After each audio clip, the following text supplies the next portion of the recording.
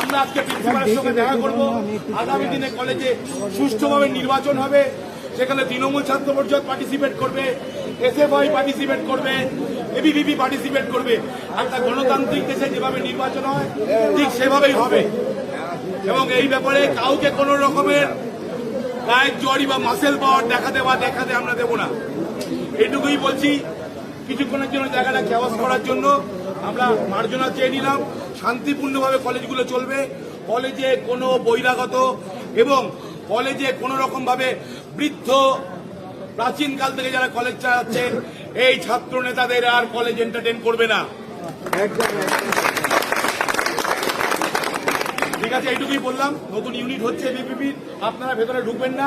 একটা শিক্ষা প্রতিষ্ঠান, আমরা প্রিন্সিপালের সঙ্গে কথা বলবো, নেতৃস্থানীয় কয়েকজন বলে বেরিয়ে আসবো। ধন্যবাদ।